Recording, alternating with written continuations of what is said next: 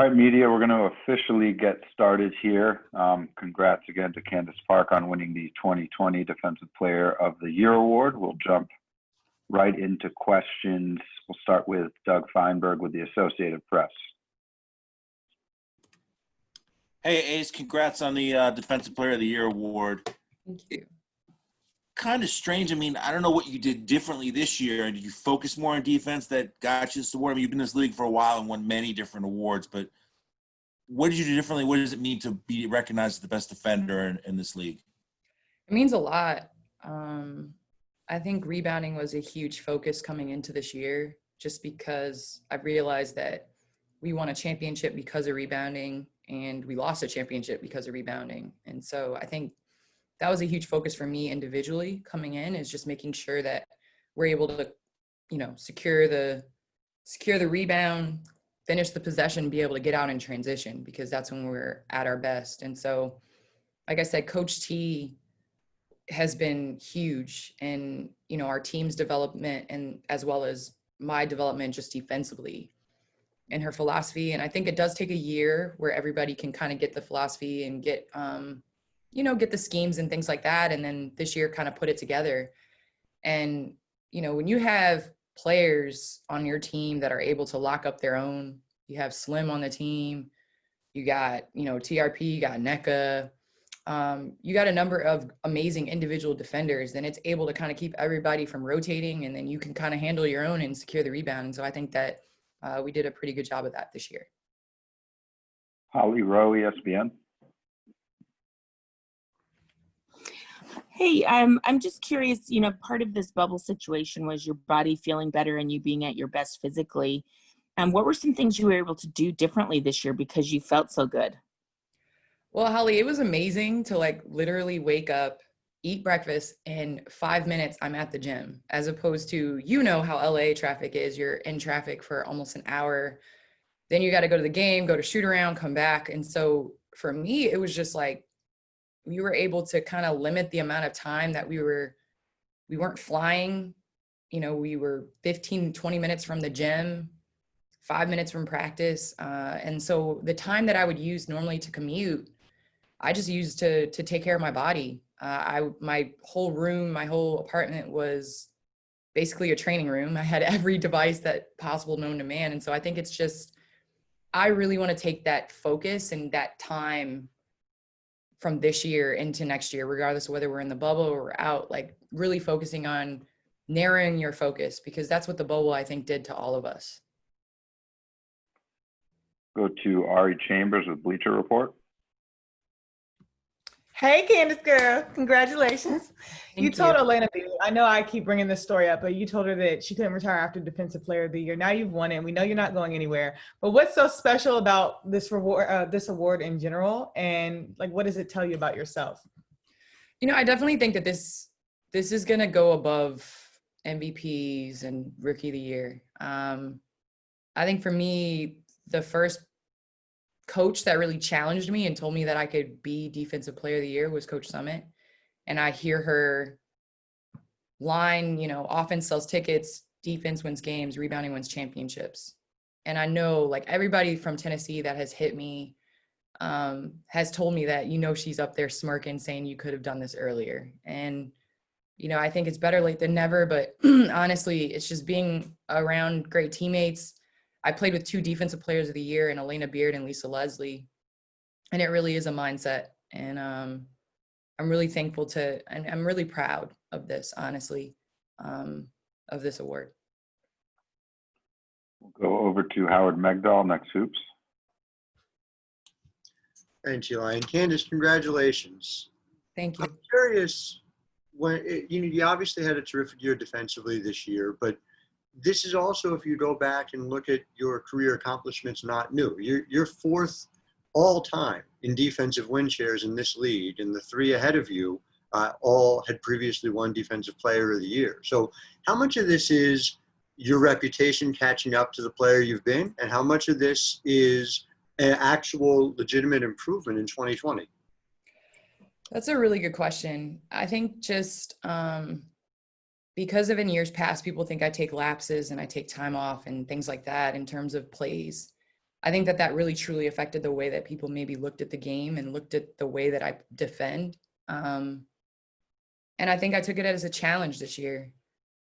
I really, I feel like you got to utilize what you're good at, and you got to make people play the way, play the way that you're good at. And so I try to use my length and my quickness when I'm playing against size. And like I said, defensive rebounding. I mean, you guys watched The Last Dance. Like, I really paid attention to Dennis Rodman's philosophy of like, he would look at angles and how the ball would come off and things like that. And so I think it's just, I've had to be a little bit smarter my 13th year. And I don't know whether that should have been the way that I was playing all along, but just in terms of really studying the opponent and being, being up to date with how the game is played, you got to be a lot smarter and you got to use less energy, I would say. So I think that's what I take from year 13. But I honestly, the reputation thing, I really don't want to be known as just an offensive player. And, whether this changes the narrative or not, I hope going forward that continue to play both sides of the ball. LaChana Robinson, ESPN.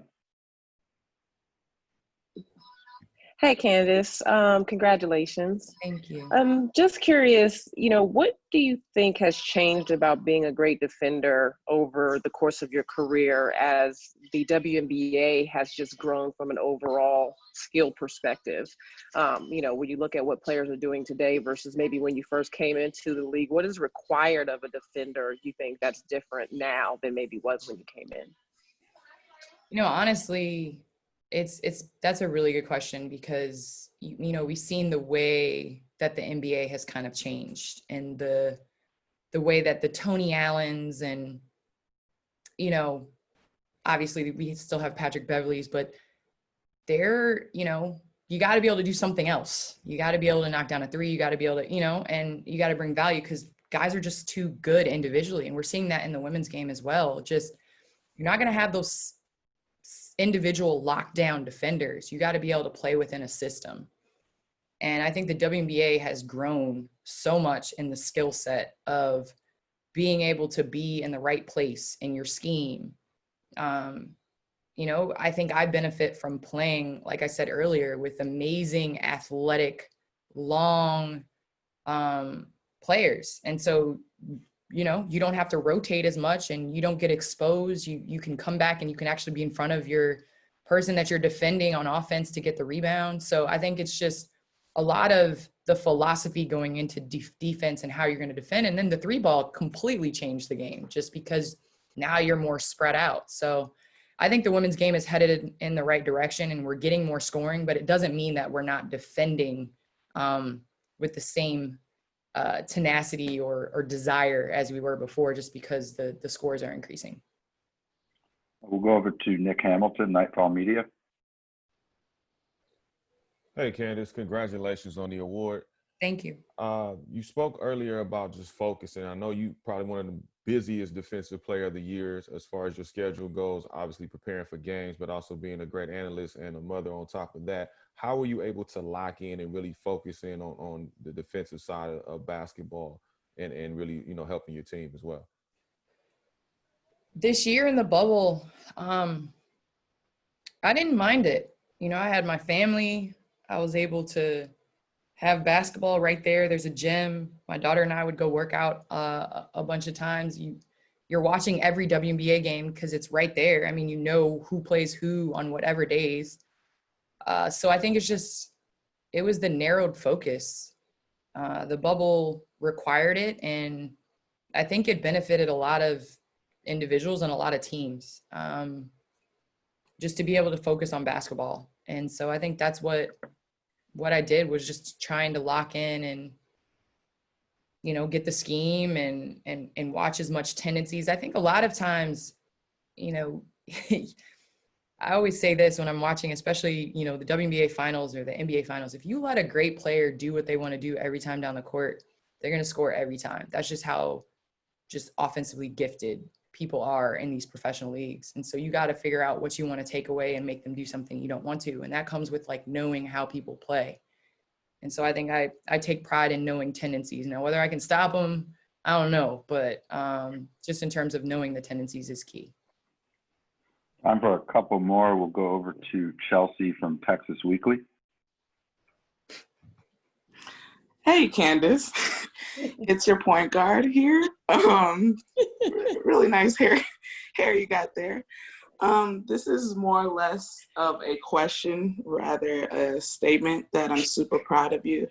Congratulations. You know, I think being around you, you see all this flack and all the people that, you know, talk and have no idea the capabilities that you're able to do on both ends of the floor. And I don't mean to get emotional, but stop. but you deserve the hell out of this award.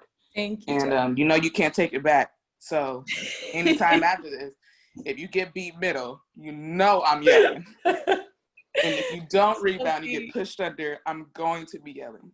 I can't stand you. I know Layla's proud. I know your family's proud. I'm glad you're able to celebrate it with them. And I'm glad to just be your teammate. So congratulations. And don't get beat middle in the future. Thank you, Chelsea. You know you mean the world to me. And honestly, I cannot wait to get on the court with you again, honestly. And I know we talk all the time, but you are a special player. You are a special individual. And man, I'm just so lucky to have you as a teammate. So I really appreciate you hopping on. Eli, you played me because, you know, real G's don't cry. But I'm on here getting emotional, Eli. But all right, I'm back.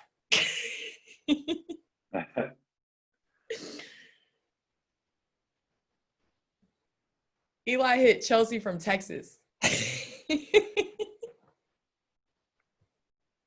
All right. We'll take a couple more here. We'll go over to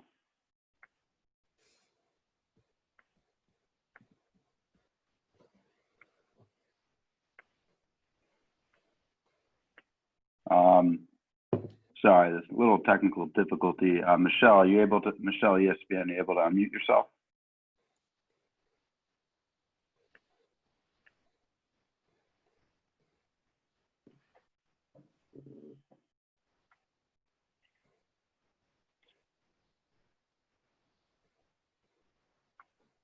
Okay, so I think all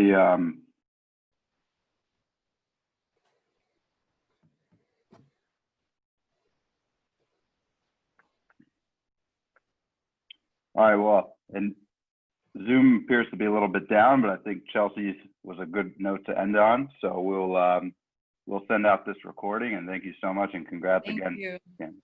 Thank you so much. Thanks, everyone.